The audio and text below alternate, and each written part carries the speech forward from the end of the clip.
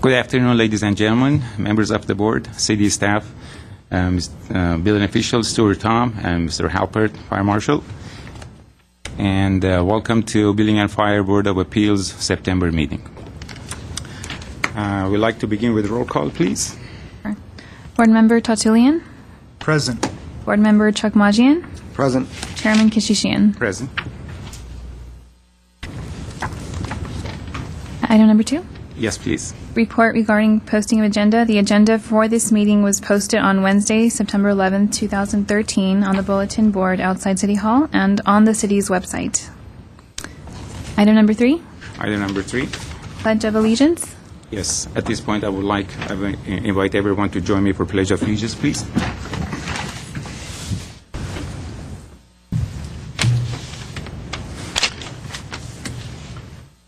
I pledge allegiance to the flag of the United States of America and to the republic for which it stands, one nation, under God, indivisible, with liberty and justice for all.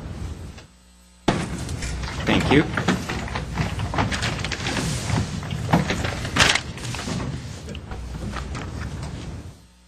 Item number 4 on the agenda. Item number 4, approval of minutes dated February 20th, 2013. Wow. Mr. Chairman, members of the Building and Fire Board of Appeals, in your packet that was delivered to you, you should have received a copy of our February 20th, 2013 minutes. That may seem quite some time ago, and of course, as you are aware, this board meets whenever there is a need to do so, generally speaking when there is an appeal that is presented to us. Fortunately, we've had a lot of cooperation from our applicants, and we haven't had any appeals since that time. So our last meeting was indeed February 20th. So hopefully you've had a time to review those.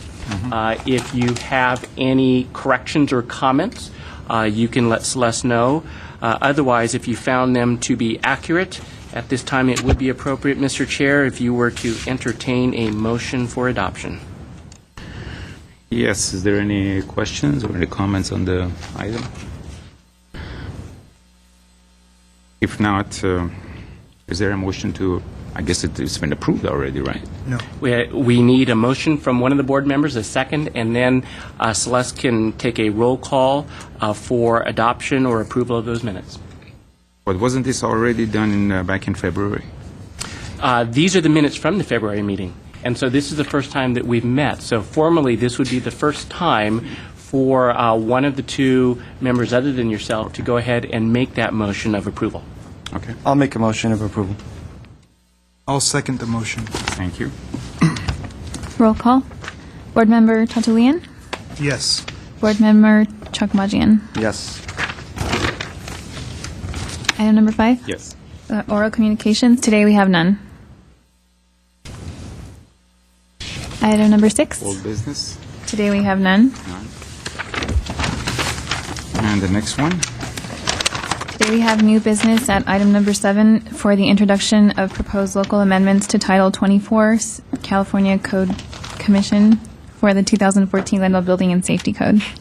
Mr. Chairman, members of the Building and Safety Board of Appeals, it is with great pleasure that under item number 7 we have the opportunity to present to you the proposed local amendments to the California Title 24 Code of Regulations, sometimes referred to as the Building Standards Code.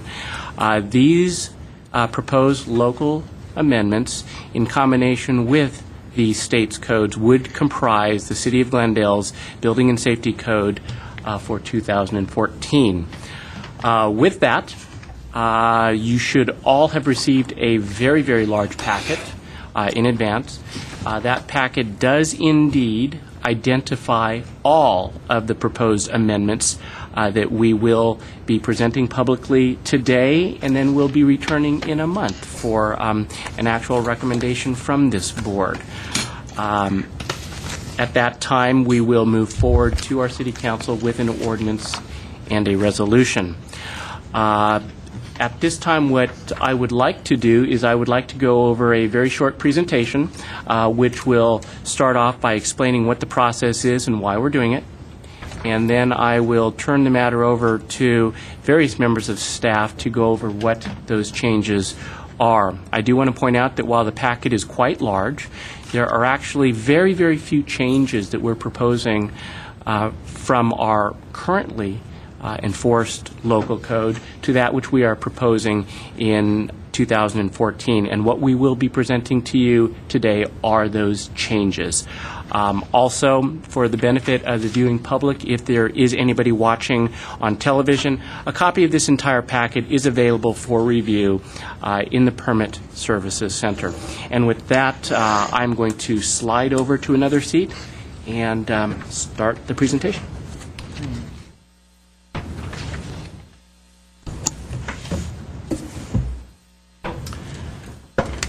Okay, Mr. Chair, members of the Appeals Board, and viewing audience, if I could draw your attention to the screen. What we have here is a condensed version of a PowerPoint program that was used for a statewide webinar, which I previously hosted for the entire state of California to cover the process involved in California local code adoption. I've edited out parts that really aren't germane to us, and I kept those portions of the program which have some value in terms of bringing everybody up to speed to make sure that everybody understands the purpose and process of code adoption. And then I appended on to the end of this presentation our proposed local amendments, and at that time I'll turn it over to staff. But basically what we have in front of us is Jim McGowan, the Executive Director of the California Building Standards Commission, and I hosted a statewide webinar. And the purpose of it was to provide some assistance for those jurisdictions within their building departments, their fire departments, and then also their city attorneys' offices that were not as familiar with the code adoption process as we are. We've been through this several times already, having been the building official here in the city of Glendale for almost 16 years. Since the state of California goes through code adoption every 3 years, I'm very, very familiar with this process, and so ICC had asked me to put together a webinar, and it was very, very highly viewed, and it was so well received that it turns out ICC recorded the live webinar, and a link is now posted on the State Building Standards Commission website, and jurisdictions continue to go to the state website and click that link to look at the presentation. So for anybody that is interested in learning more about code adoption, there is a link there. The recorded portion of the webinar is about almost exactly 1 hour long, so it's fairly well condensed. By way of introduction, a lot of questions being asked because we seem to go through this quite frequently. Those questions that we frequently get is it really time to adopt another code? Haven't things settled down now since we have been using the I-codes for a while now? For those that have been around in the business for quite some time, you probably still remember back to the day when we used to enforce the Uniform Building Code. Of course, we are enforcing the international codes in California, and the local amendments that are going to be proposed today are amendments to those model codes, the I-codes. Is California proposing many changes to the model codes? Well, actually, California did have quite a few changes to the California codes, and the primary purpose of that was to bring the model international codes up to a standard that the state of California is comfortable with, to provide our state citizens with what we feel is an adequate degree of protection, because we do face a lot of rather unique challenges here in California due to our climate, the seismicity, and so forth. But the real question that is in front of us today is how much of Glendale's currently adopted code is going to be reusable. And the good news is almost all of it. So for those individuals and professionals that do business in Glendale and are already accustomed to our codes, not a lot of changes, which is some good news. Today's topics that we're going to be going over, I'm going to go over a list of the codes that we will be adopting, and I'll discuss very briefly the local adoption process and the legal authorities that we observe in order to make those local amendments. We are allowed to amend the code in certain areas, and in other areas we are restricted from making changes. I'll go over a timeline to show you where we are, where we need to be in order to have a code in place, and I'll talk very briefly about how we're going to get there. And then, as I mentioned, I'm going to turn it over to staff to talk about those significant changes between what we're enforcing now and what we will be enforcing starting January 1st of 2014. So, to get going, what are the California codes? Well, throughout the entire state of California, we all enforce Title 24 of the California Code of Regulations. That is also legally referred by statute to the California Building Standards Code. California Building Standards Code is organized into 12 separate parts, and those parts are Part 1 is the Administrative Code, Part 2 is the California Building Code, Part 2.5 is the California Residential Code, Part 3 is the Electrical Code, Part 4 is the California Mechanical Code, Part 5 is the California Plumbing Code, Part 6 is the California Energy Code, Part 7 is reserved and is not used at this time. Part 8 is the California State Historic Building Code. Part 9 of Title 24 is our California Fire Code. And then Parts 10, 11, and 12 are the California Existing Building Code, the California Green Building Code, and the California Referenced Standards Code. There are three very important statutes in the state of California which define how local jurisdictions must enforce Title 24 and when they are entitled to make local amendments and how to go about doing that. Those are Health and Safety Code Section 17958, Health and Safety Code Section 18941.5, and Health and Safety Code Section 13869.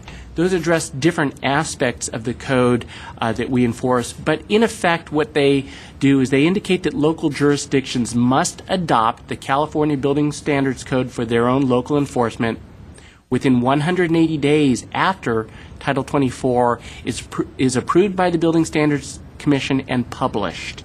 That has already been done. It was approved by the Building Standards Commission and published on July 1st of this year. In adopting Title 24 for local enforcement, those Health and Safety Code sections also indicate that the jurisdiction may amend those standards if amendments are necessary to provide adequate protection to its community as a result of local geologic, topographic, or climatic conditions.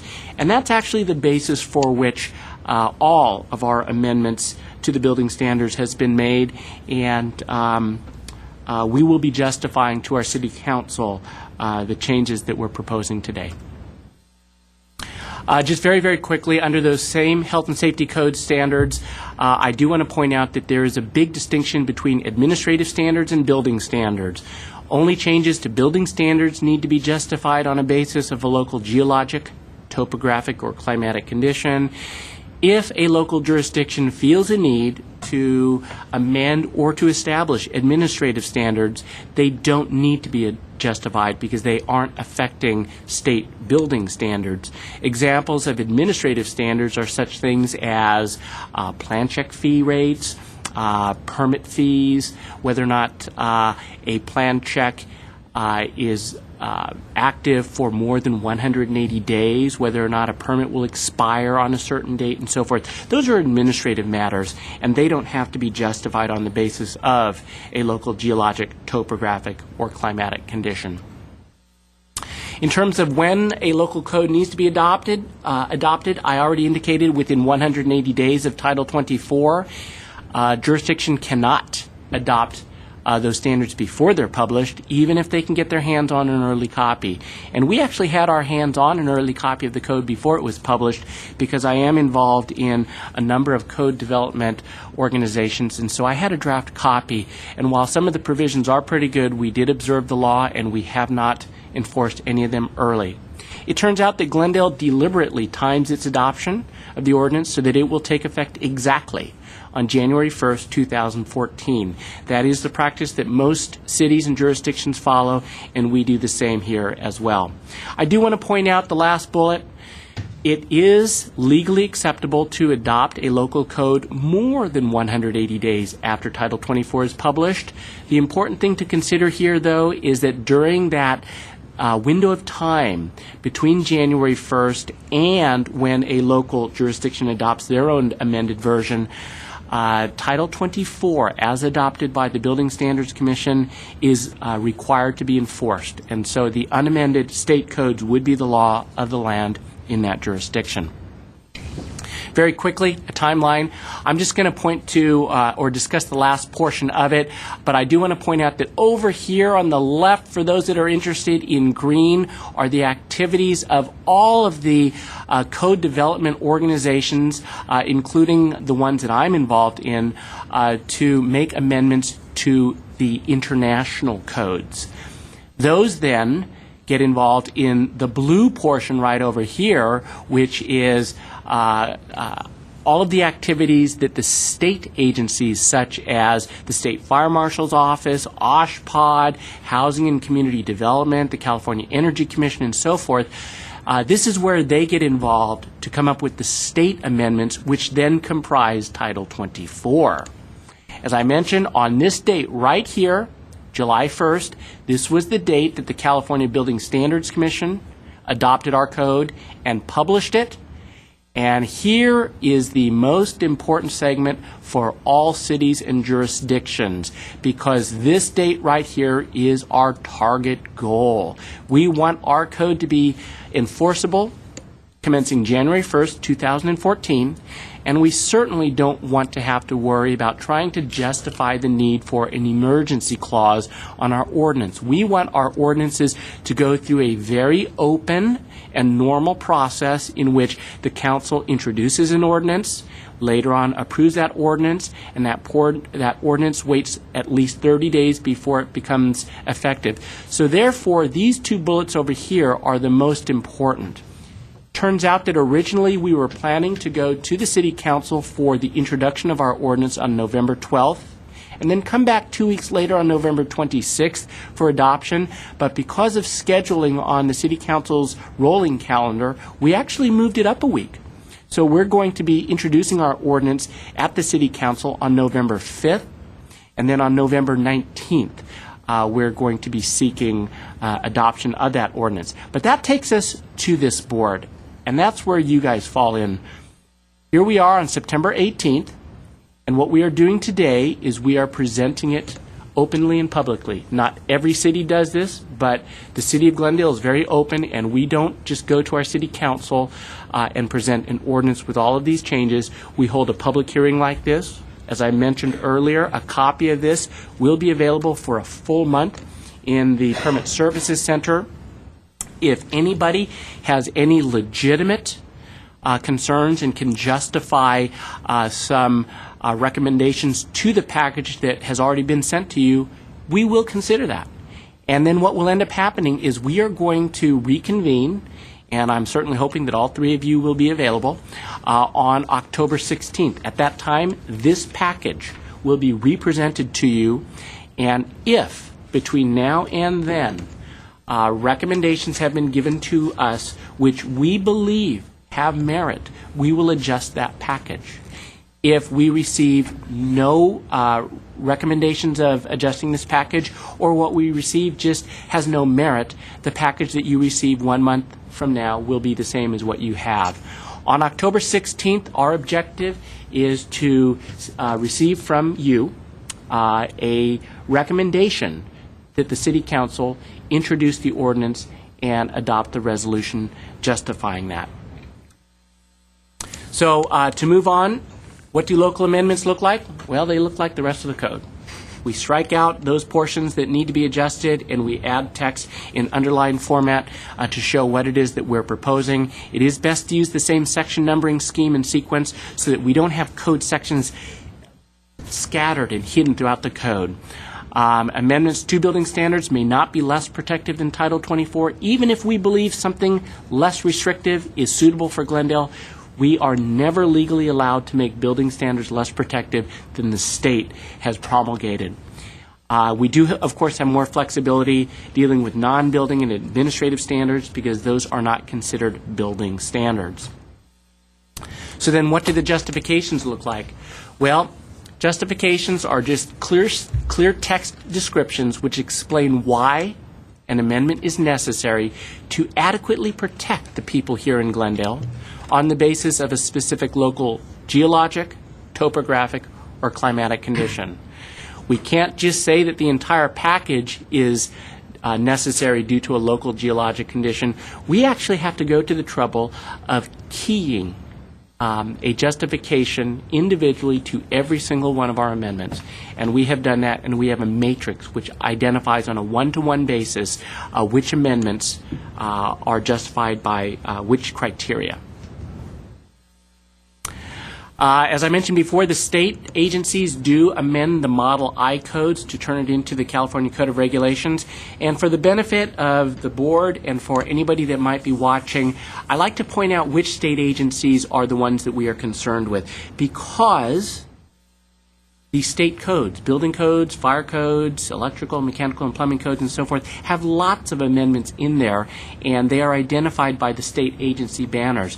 But we're really only concerned with 5, because these 5 agencies affect occupancies that we are required to review and enforce. And those state agencies are HCD 1 and 2, Housing and Community Development, deal with different types of residential occupancies. HCD 1 is responsible for hotels, apartments, condominiums, and even single-family dwellings. HCD 2 doesn't really affect us because we don't have any mobile home and manufactured home parks here in Glendale, but they do have that responsibility at the state.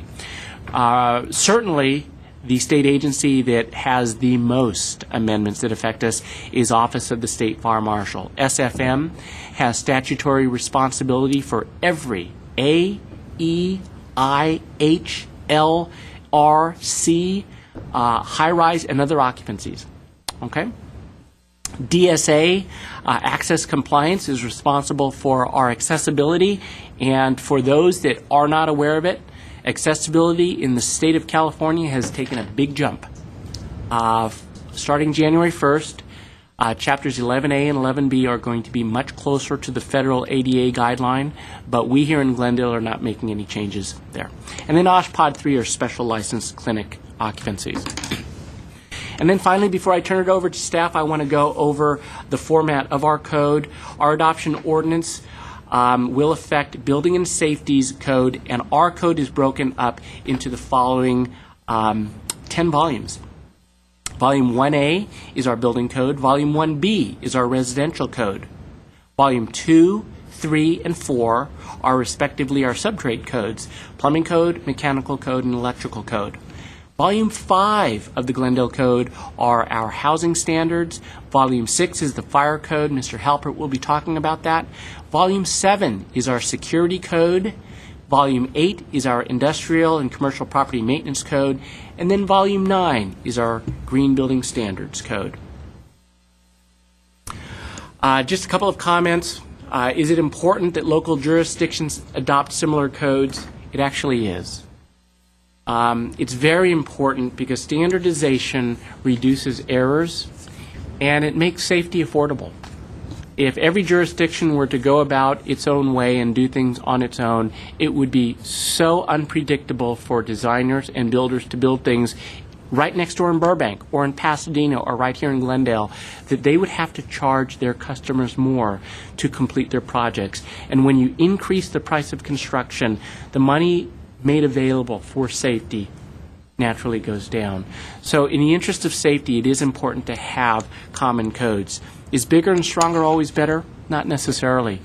It's really our job to find out how protective a code is necessary for our community. And that's what staff did, and I do want to applaud our staff. They did a fantastic job. Elements of adoption, I've already talked about most of them, so I won't go any further, but I do want to point out the third bullet. A California Assembly bill indicated that California Green Building Standards should be considered as normal building standards, and so therefore they can be amended as well. And I will be talking very, very briefly about that last volume of our code later. Finally, we will, in order to make sure that there are no conflicts, our ordinance that we will be presenting to our City Council has a provision that repeals our previous code so that we start from scratch with the code that we will be adopting. What we are presenting today will be a new code in its entirety. And then references to prior code are addressed because we have lots and lots of forms scattered throughout the city that may make reference to our current code. And those forms are still active and in place. And while we're repealing the prior code, we don't want all of those forms and documents to lose their validity. So what we do is our ordinance has a provision which indicates that if there is an active document or form which makes reference to the previous code, that reference shall be construed to mean our current code. It's actually a very good provision. Justifications. I'm not going to be presenting those justifications to you. They're really more for the City Council's benefit, but they were included in your packet so that you could see what they were. We use the exact same justifications that we have had for years, partly because they've been reviewed and accepted by our city attorney. We just decide which ones apply to which of our new amendments. I'll skip this. Last thing before I hand it over is all of our justifications and our amendments will be filed with the Building Standards Commission up in Sacramento, and we have to submit that before we are legally allowed to enforce it. So presuming that our City Council adopts everything on schedule, as I've indicated, we will be mailing this certified mail to Jim McGowan's staff up in Sacramento sometime in December of this year. And with that, what I'm going to do is I'm going to call Mr. Chris Agus of my staff up to go over these changes. These are primarily structural, so he may also be calling upon Mr. Michael LaPrake of my staff to go over these as well. I do want to point out that on the heading of each of these slides, it will identify which volume of the code they are in, and volume 1A is the building code, so these first 9 slides are the only 9 changes that we're even proposing for our current code. And with that, Mr. Agus.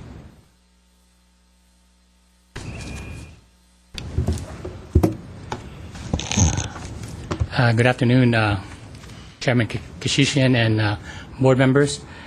Before I get into the new significant changes in the building code, I'd first like to thank a group of our staff members who participated in the code adoption, and that is Mike LaPrake, who is sitting down here with us today, as well as Miroslav Lotsky, and also we had a student this summer that helped us during this process, and that is Matthew Alongi. So I'd like to thank them for their hard work. And also I'd like to thank Stuart Tom for his expertise and also knowledge and guidance throughout this whole process. So it was very educational for us. So with that, like Stuart mentioned, there are a total of about 16 significant changes to the Volume 1A and 1B, which 11 are mainly structural amendments with 4 life safety ones. As far as the structural amendments, most of those amendments were added to basically be in line with LARUCP, LA Uniform Code Program, as well as CEOX, which is the Structural Engineer Association of Southern California. So a lot of those and all of those amendments were basically to align with them. So with that, the first significant changes is Section 1A-44, and this amendment is new, and it was not previously addressed in the 2011 Glendale Building Safety Code. And this amendment it requires that the concrete and clay tiles to be installed only over solid structural sheeting board. And this change is necessary because there were numerous observations of tile roofs pulling away from wood frame buildings following the 1994 Northridge earthquake. So with that, this amendment is needed to minimize such occurrences in the event of future significant earthquakes. So that's Section 1A44. Next slide, please. The next amendment is Section 1A-55. And this amendment is just to clarify the testing criteria for joist hangers that wasn't in the previous code. Next slide, please. Section 1A, 78, 79, and 80 are amendments to address design deficiencies that were not addressed in the base code and in the previous 2011 Glendale Building and Safety Code. And basically, this amendment is intended to improve the performance level of buildings and structures that are subject to higher seismic demands and reduce and limit potential damages to property. So and that is Amendment 78 through 80. Mr. Chair, members of the board, while we're on these slides, I would like to add a little bit here.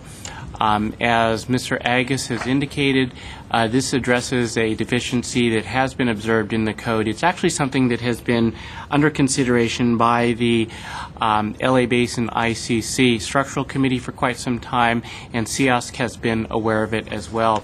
It really affects the use of some of the thinner structural plywood sheathing elements and the manner in which, because of the limited number of laminations that are involved in some of the thinner, roughly 3/8 inch thick plywood,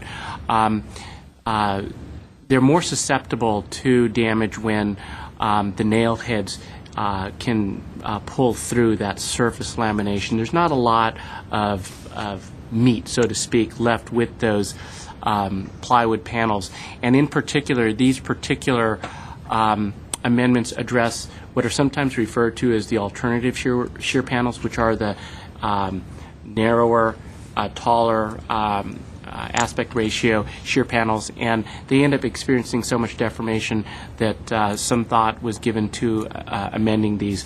This is one of the more popular amendments that is being adopted by many, many jurisdictions here in Southern California because of our extreme seismicity. Okay. So like I said previously, Section 1A79 and 80 are similar in terms of the amendments as far as the justifications. Section 84, this is new. This is not previously addressed in the 2011 Glendale Building and Safety Code. And this is a local amendment. This amendment modifies the requirements for swimming pool alarms at residences in hillside location. So this amendment requires that the plan reviewer basically on a case-by-case basis to ensure that proposed swimming pools alarms meet the intent of the code and given the remoteness and topographical conditions surrounding the residence and the pool location. So this is Section 1A-84. The next slide, please. Section 1A-87. This amendment is new to the 2014 Glendale Building Code, not previously addressed in the 2011 Glendale Building Code. And this amendment prohibits the encroachment of balconies into the public right-of-way. And this is a concern with building safety as well as engineering in regards to balconies that are over and projecting into the sidewalks, and it's specifically in the downtown areas where you can have a tremendous amount of foot traffic along those areas. So, and we're having a lot of developments in those areas, and that's where the concerns are. Mr. Chair, if I may add on to that, this is an area that is really, really poorly understood by a lot of designers and also a lot of code enforcement bodies. Different cities tend to enforce these things differently. In general, of course, it is desirable that if somebody builds a permanent structure, that all aspects of that structure be confined within their property and not encroach into or over the right-of-way. Part of the reason that we have this particular amendment here for Glendale is that there is a provision in the base code which has some guidelines on how to go about limiting projections beyond those property lines when they're really high up in the air. If they're high enough up in the air as far as safety under the building code is concerned, it's basically believed that somebody's not going to hit their head on something sticking out over the sidewalk, a truck or car isn't going to hit it, and so forth. And so from the building code standpoint, it may be acceptable. In order for something to encroach beyond their property into the right-of-way, however, it is still required to get an encroachment permit because that property, including the air rights, don't belong to the private property owner. And so in consultation with our Public Works Engineering Department, we came to the conclusion, actually this was being proposed at the request of Public Works, because they do want to control encroachments into the right-of-way. They simply requested that we not even include this at all because encroachments, especially in the downtown area are not desirable. And we don't want portions of buildings projecting beyond their property line into the public right-of-way. While this amendment is being made in the code under individual unique circumstances, an individual could still conceivably go to the Public Works Engineering Department and seek an encroachment permit. And if they were granted one, as rare as that may be, they could then still come back to Building and Safety and request for a slight code modification. And upon proof that Public Works is amenable to an encroachment into their right-of-way, we could still give it some consideration. But I did want to explain why this is here. This all has to do with portions of buildings extending beyond their own property into the right-of-way. Question. Go ahead, please. What is the City of Glendale's right-of-way air rights for the right-of-way? Is there a defined height, or what is the variables that it judges or imposes its air rights? And my follow-up to that is, we have a condition, I believe, in the City of Glendale, which is the Glendale Galleria going across, is it Central Avenue, I believe? So how is something like that going to be looked upon? Board Member Tertullian, that's a very good question. It turns out that the City of Glendale, within its right-of-way, all of those air rights, without limit, are part of the right-of-way. And in situations like the Glendale Galleria, and there are other examples of that as well. I believe a portion of the BMW crosses a street. Those property owners must go through a process of approval with the city to get approval to construct within that right-of-way airspace. But there is no magic number at which a private property owner would automatically be entitled to build within the right-of-way. There's zero approval to do that. I have a question, sir. Well, other than the balcony encroachment that you clarified in here, well, the normal encroachments such as canopies and awnings that is typically permitted by all building codes, is it still not allowed in the City of Glendale? And we're talking about the encroachment over sidewalk, which still is considered public right-of-way. I believe that this particular section 3202.3.2, which is the section which is being amended, deals with windows, balconies, architectural features, mechanical equipment, permanent types of encroachments. But your point is actually very well taken.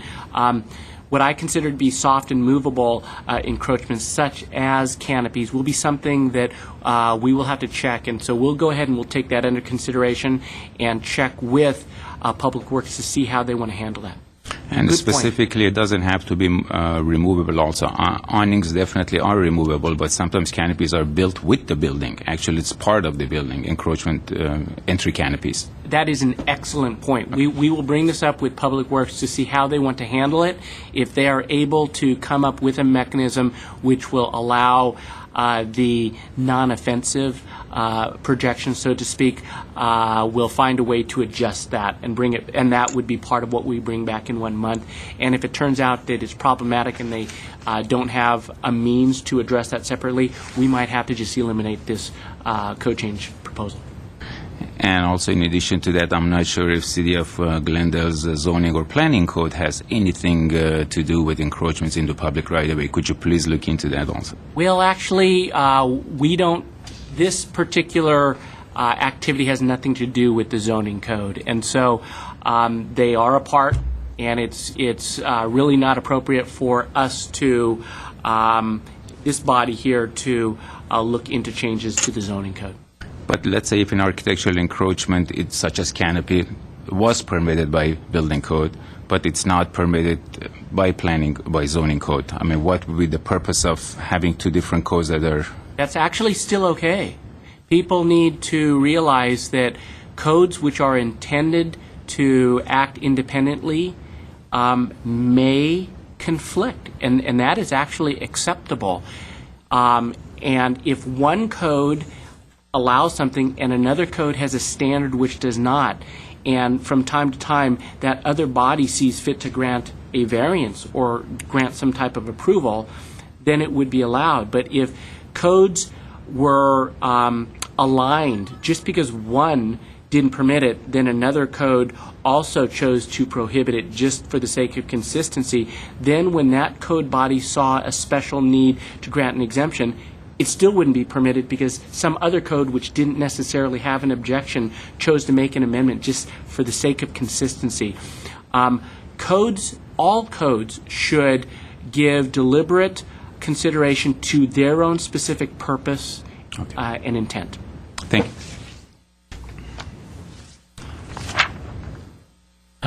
To continue on, Section 1A-88. This is projections into alley, and this amendment is consistent with the previous requirements of the code, and it's not addressed in the 2013 California Building Code.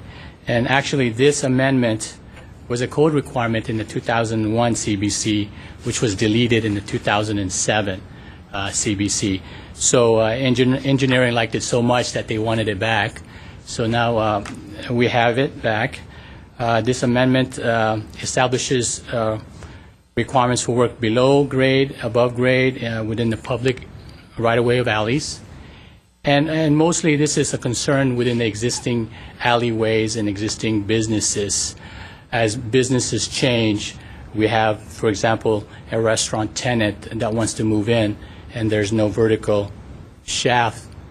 So the only alternative is to go outside behind into the alleyway, and in most cases they are 10 to 15 feet and projecting out 2 to 3 feet out.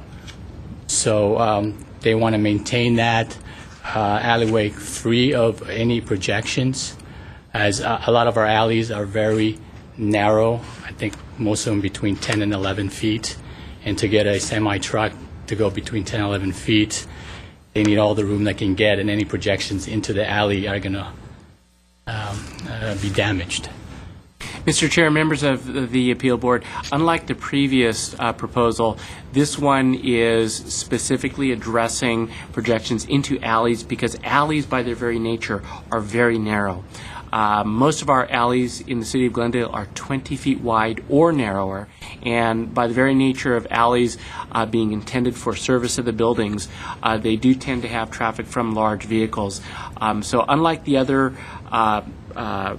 amendment where consideration to such things as awnings and things like that, we will need to look into. This is very, very different. These would be projections and obstructions into alleys, which could cause potential safety issues. Well, that includes also apparently projections below grade, if I understand it correctly. But is that saying that projections below grade into the alley will be acceptable as long as they're at least 8 feet below grade? Correct, and a maximum of 12 inches Maximum 12-inch encroachment. So would that be like a situation, let's say you have shoring piles or something for a deep excavation, and you can cut off the top 8 feet of it and leave the rest in the alley? Would that be acceptable? Well, we actually don't allow abandonment of piles in any situation unless those piles are entirely on your own property. If somebody chooses to shore and they get temporary permission to provide some portion of that shoring within the right-of-way, unless they get very, very special, and it would be highly unusual, but unless they get approval for complete abandonment of those structural elements within the city's right-of-way, it wouldn't be permitted. Oh, okay. Thank you. Okay. And to conclude, the last significant changes to Volume 1A is Section 1A-97. And this amendment establishes protection to building structures from rodents by adopting Appendix Chapter F into the 2014 Glendale and Building Code. So with that, we can answer any questions that you may have. And if there are no questions, then we can move on to significant changes in Volume 1B. There's no questions. I would like to point out one thing because this is of interest. There are actually a lot of appendices that are published by ICC in the model codes, in the International Building Code, International Residential Code, and so forth. And most of those appendices, while they're very, very useful, such as this one here for rodent proofing of buildings, they're not adopted by the state.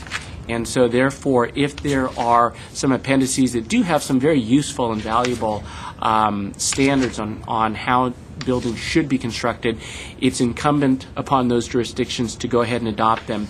And here in Glendale, because we don't have standards within the code anymore as we used to have in the UBC for rodent proofing buildings, Appendix F was thought to be a good appendix to adopt. So that's why that's there. Okay. And with that, if there are no questions, we're ready to move on to Volume 1B, the Residential Code. So, Mr. Tom, to clarify the matters again, these the amendments that you just went over these are the new amendments to the code that was already amended 3 years ago. In other words, the current code that we did not go over because we obviously have a lot more amendments to the model code. But we are not covering those. We're just going over the additional ones for this cycle. That is correct. Thank you. Okay, with that, Chris, I'll move you on to Volume 1B. Okay. Volume 1B is the California Residential Code, and as far as significant changes, we're presenting to you 6 significant changes in the California Residential Code. The first one being Section IB-28, and this is a table is new and that was not previously addressed in the 2011 Building Code, and really this table establishes the design criteria for the application of the California Residential Code to the regional climate and geographic conditions of the city of Glendale.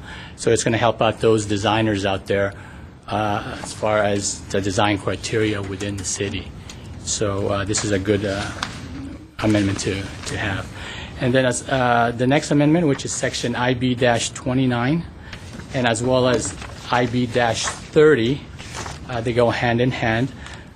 This amendment is new to the 2014, and this was not previously addressed in the 2011 Glendale Building Code.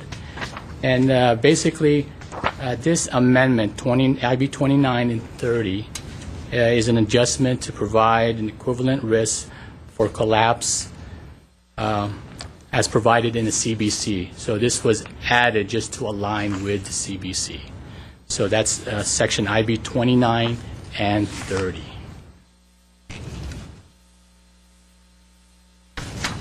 The next 2 amendments, Section IB-55 and 58. Again, these amendments are new as a result of new sections added to the code. Okay. This proposed amendment is consistent with amendments adopted during previous code cycles for the California Building Code. And this amendment is really intended to improve the performance level of buildings and structures that are subject to higher seismic demands and reduce and limit the potential damage to property. So that's section IB 55 and 58. Excuse me, Chris, under that IB 58, I think there's a typo there, right? It says volume 1A. Yeah, if that says 1A, it should be 1B. We'll make a note of that.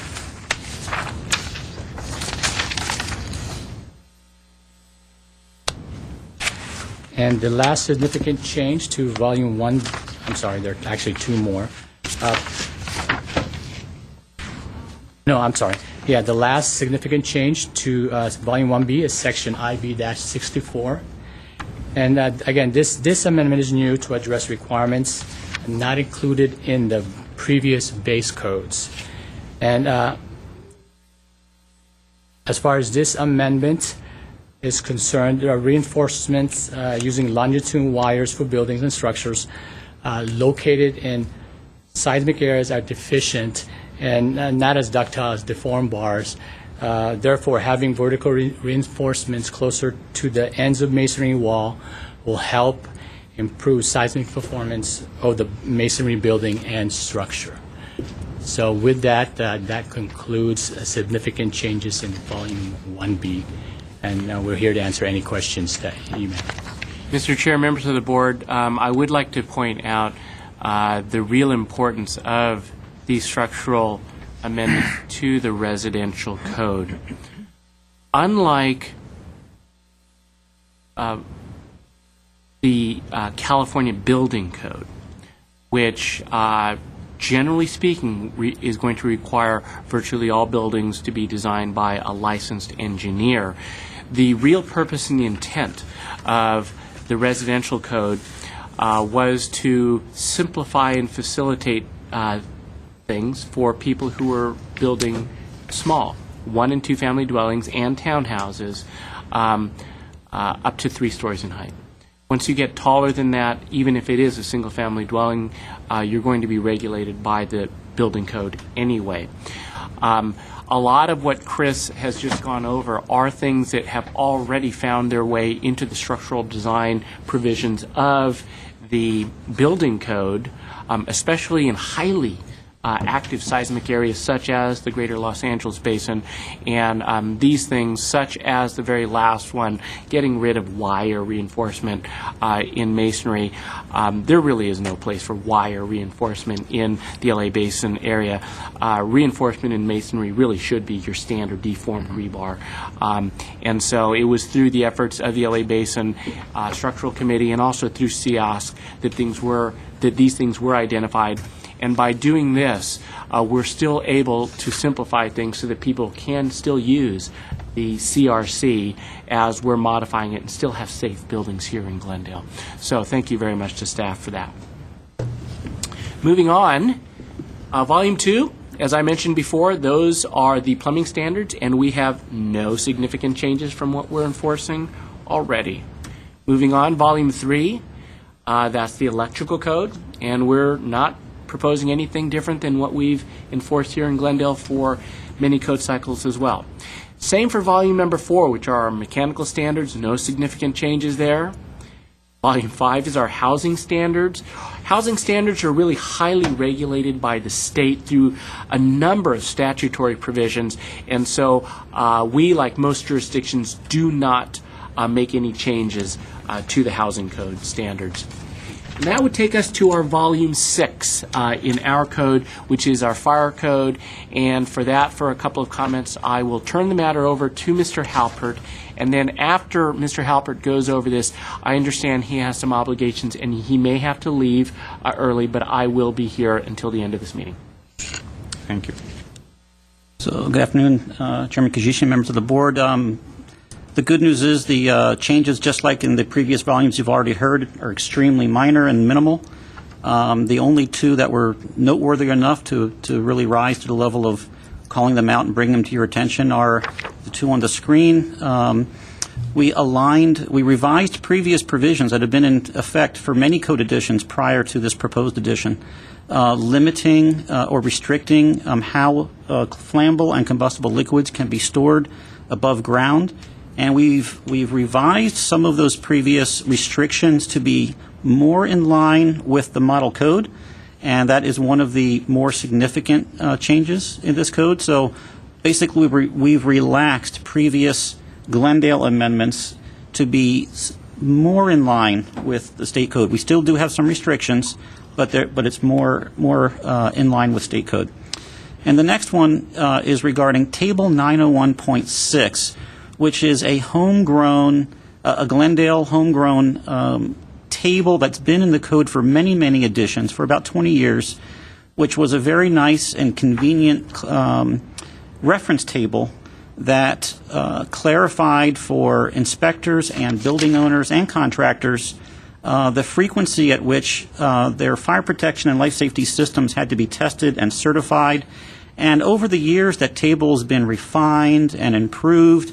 And this edition, we made some significant improvements to that table.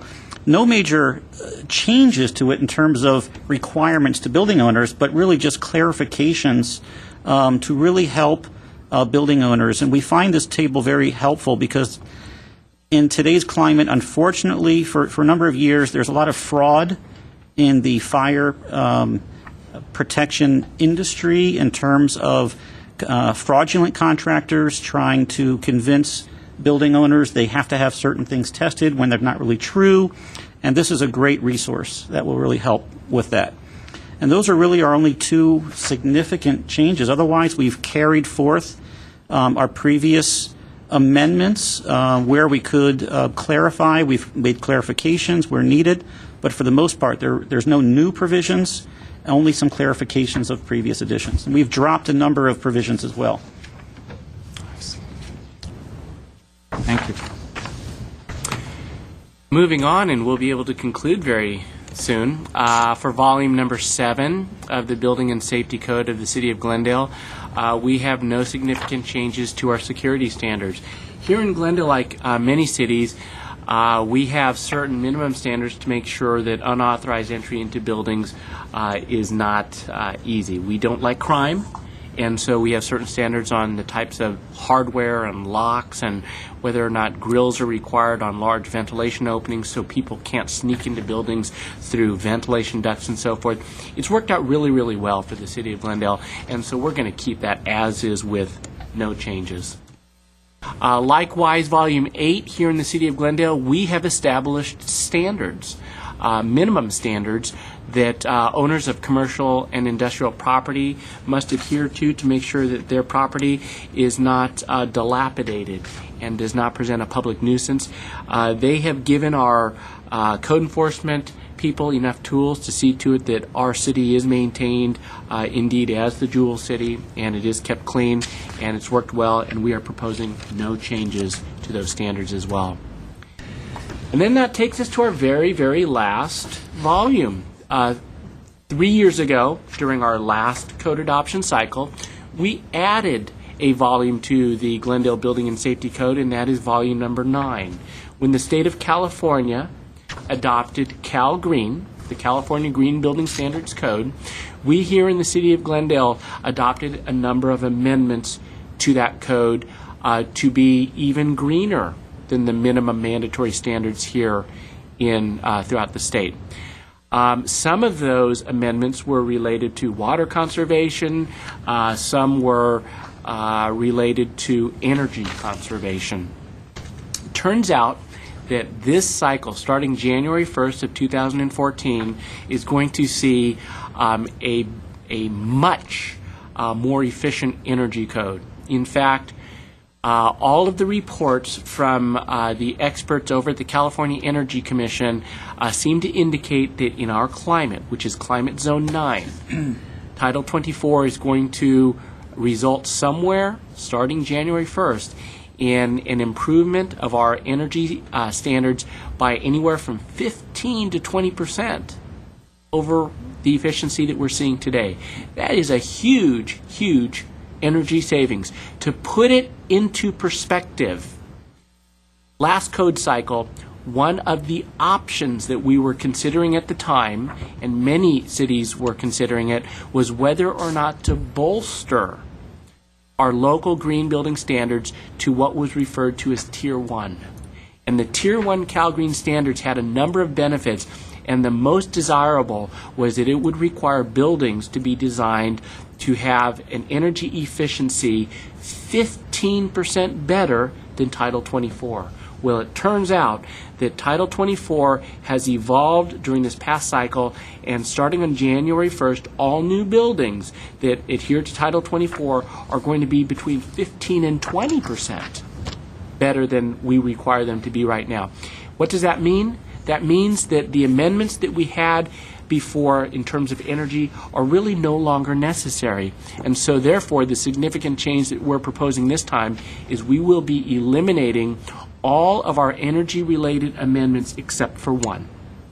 We are still at this time proposing to keep one energy-related green building standard here for Glendale, which will require a radiant roof barrier to be installed within concealed attic spaces of all new buildings.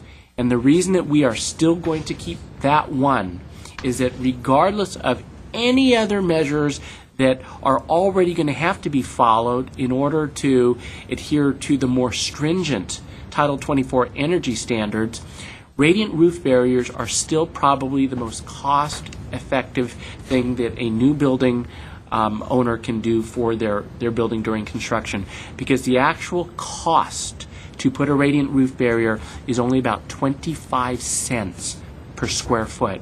There's no additional labor that's necessary if the plywood that's used to sheathe that building is the plywood that already has the foil-backed radiant barrier on it. Still takes exactly the same amount of labor and the same number of nails to nail that plywood down. They just purchase the plywood that has the integrated radiant barrier on it, and that costs about 25 cents extra per square foot. Over the life of that building, that radiant barrier pays itself off very, very quickly, and then the energy bill is much less for the remainder of the building. It actually saves money in the long run in addition to energy. And because the cost effectiveness is so good, we are still going to recommend to the City Council that they keep that one. Aside from that, our Volume 9 is going to include the exact same provisions that we had before in terms of water conservation and so forth. And with that, that actually concludes our presentation. So in summary, what you just heard from us today is that the code change proposals that we are recommending go to the City Council will essentially be exactly the same as the code change proposals that were approved for our current code cycle that we are enforcing as we speak today, except for 4 areas. Volume 1A, which is the building code, Volume 1B, which is the residential code, Volume 6, which is the fire code, and Volume 9, which is the green building code. As you heard, Volume 1A for the building code only had 9 new substantial amendments, I'll call them, most of which were related to structural safety. We will follow up at your request, Chairman Kashishian, with Public Works Engineering to look into the encroachment proposal, because you have a very good point. What about encroachments of awnings, very typical features over the front of the building, the sidewalk? We'll look into that and we'll see, and hopefully we'll have a good solution when this comes back to you at the next meeting. For Volume 1B, there were really only 6 changes there, and those were entirely related to structural provisions. To refresh your memory, most of them had to do with alternative panel shear, because when you get that thin 3/8 inch thick plywood with tall aspect ratio alternative brace panels, they can experience some rather significant deformation, especially if the heads pop through that first lamination. In Volume 6, you heard Mr. Halpert indicate that there's really only 2 areas that we're talking about. Hazardous materials in above-ground storage tanks, and refresh my memory, Jeff, the second one? Maintenance and certification Maintenance of and systems. and it's a great table. If I were a building owner, I would like a table that identifies exactly what frequency I have to call for inspections and certifications and what those are required to be. And then last, Volume 9, our Green Building Standards Code, we're carrying forth everything, but we're actually eliminating the energy amendments, which we don't think are necessary anymore. And with that, I'll open it up to any questions that you might have, if any. Any questions? I have a general question. In terms of the city of Glendale to its peers, we're the third largest city in the county. How would you rank our city in terms of our building code and how we stand? Are we the leader? Are we where do we stand? Can you give us an idea of that? Boy, what an opportunity for a plug. I am definitively going to say I believe we have the best code. I do, for a number of reasons. Does that mean that we have the most stringent standards? No. Does that mean that we have the easiest standards that make it easy and cheap for developers? Certainly not. What I mean is we give very careful consideration to the codes that are presented to us by the state. It turns out that I'm very, very active with the code development bodies, and I actually am on a number of statewide committees as well. So I know the trends. And we are also sensitive to the fact that, as I mentioned before, cost is very, very important. And the reason that cost is important is that for every development, there's a fixed amount of money that can be spent on construction. And if I impose some standards which are unnecessarily stringent, and it costs that builder twice as much to build something to a certain level of structural safety that may not be necessary, even in our area of seismicity, what that really means is that the available money for this project has to be shifted to address something that may not even be warranted. That takes away money for other features, perhaps for an early warning smoke system or something. What we have to do, it's our duty, it's what the city hired me to do, is we have to evaluate all of the provisions and determine what level of safety is best for our community and how to make it cost effective. And that's what we do. So what you have in front of you, and it's the reason that while I went over what the major changes are, our code change proposal is this thick for all of the volumes of our code. We have, over the years, fine-tuned our code to the point where we believe we have a very, very good balance between cost and safety. And so, I jest a little bit when I said, what a plug, when you ask how does our code compare to other jurisdictions. I genuinely believe that we have the best code. Thank you. Well, Mr. Tom, I'd like to add to what Mr. Tutulian just mentioned. I'm pretty sure that you're aware. Unfortunately, I do not remember the name of that particular agency that I'm trying to talk about. There's an agency out there that rates all the building departments, and they look at the qualifications of their personnel, their staff, and the codes they have adopted. And I'm pretty sure, I don't remember the name. If you know it, please help me with that. ISO. There you go, ISO, exactly. And we in our jurisdiction happen to, be used. I guess we are using them or whatever it is, but we happen to be the number one on their list for the last consecutive years. I was wondering if City of Glendale has ever participated in that kind of an evaluation.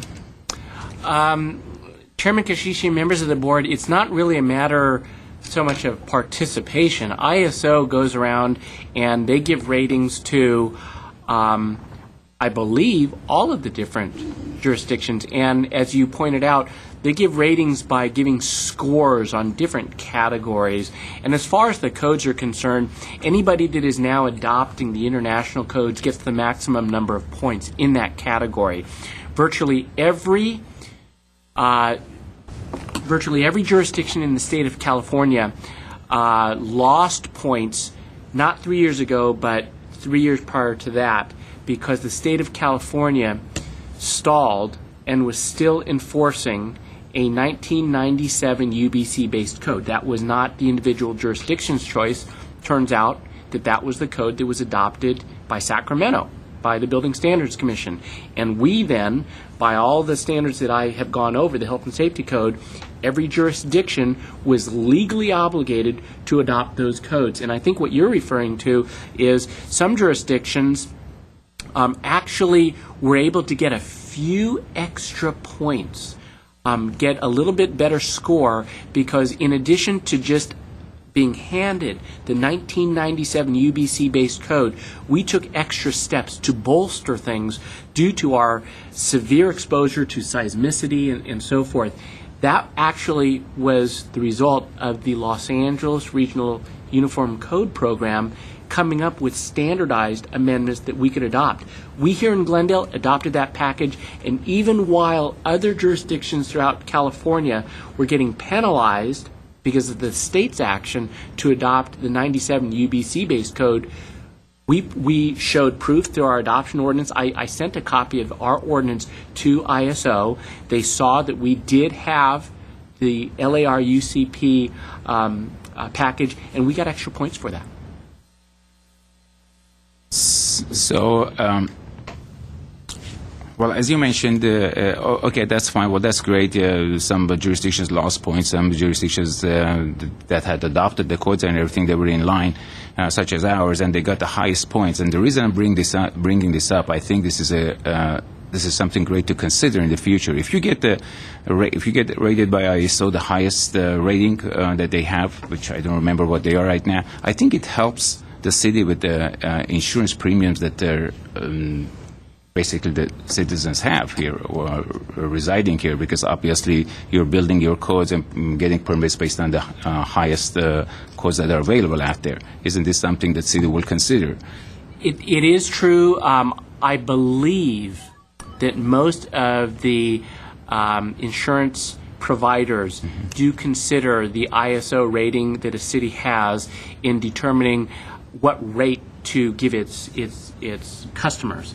The city's overall rate is actually based on composite scores of a number of things, not just the qualifications of its building department, but one of them that is actually as heavily measured as that is the rating of its fire department. Absolutely. And I believe that we still have a Class 1 rating here in the city of Glendale, which contributes very, very heavily to that, because overall, what the insurance companies do in determining how much each of you has to pay for your home insurance is they take a look at the city's overall rating, and that's one common score.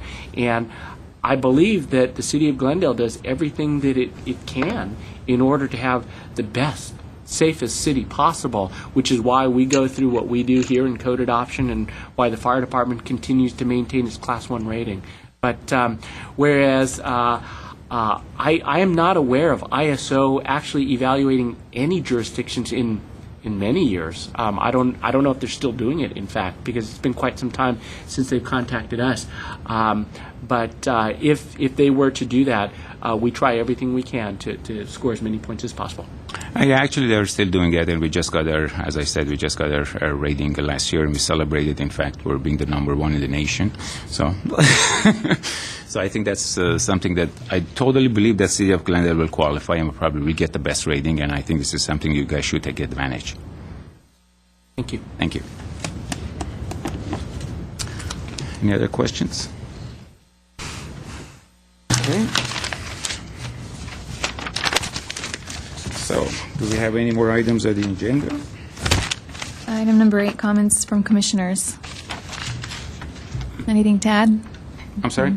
Item number 8, comments from commissioners. If there are Oh. any comments that you would like to add that are different than what we covered under item number 7. Are there any? Just a big thank you for putting the time in and keeping the city at a top level with these items. You're quite welcome. Well, thank you very much for the presentation.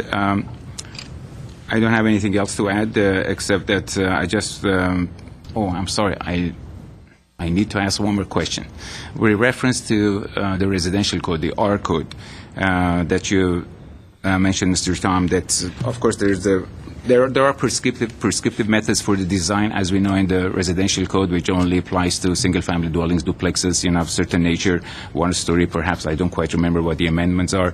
But to your knowledge, has in the last code cycle, which has been about 3 years right now, in practice, has anyone ever taken advantage of that particular prescriptive section of the code, not using structural design by an engineer and just trying to get a building permit based on the prescriptive methods? That's actually a very good question.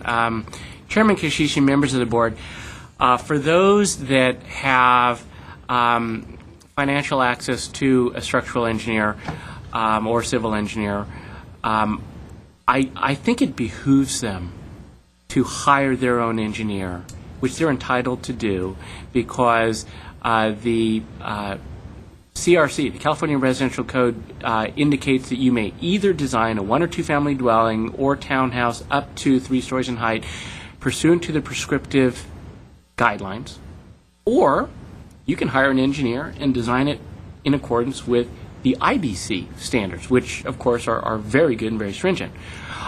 If it is my understanding and it's my belief that if you hire an engineer that designs a building individually, pursuant to those standards, you can get a better designed building at a lower cost.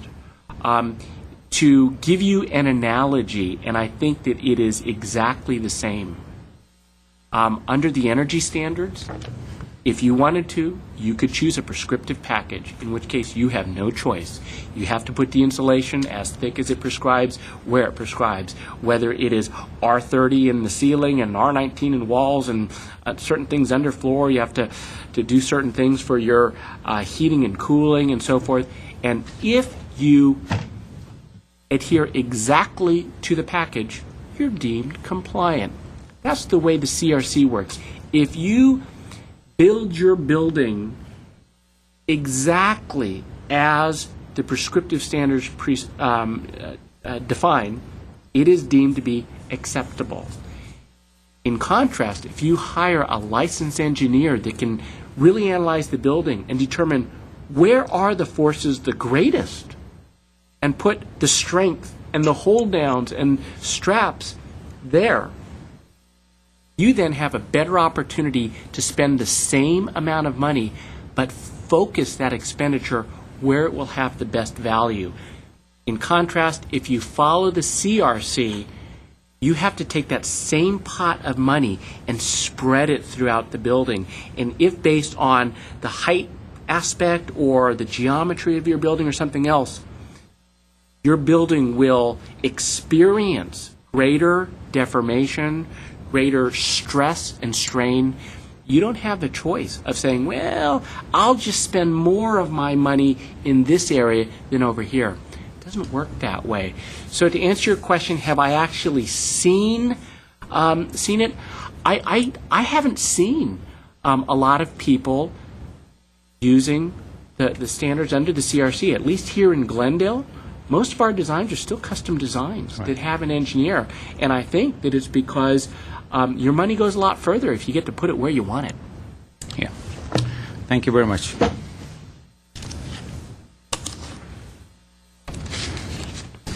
Well, I guess we're approaching adjournment. At that, unless there are any other comments, I think it would be appropriate if you were to entertain a motion for adjournment. Is there a motion to adjourn? I'll make the motion. I'll second. Thank you. Roll call, please. Board Member John Tatulian? Yes. Board Member Michael Chakmajian? Yes. Chairman Eric Kashishian? Yes.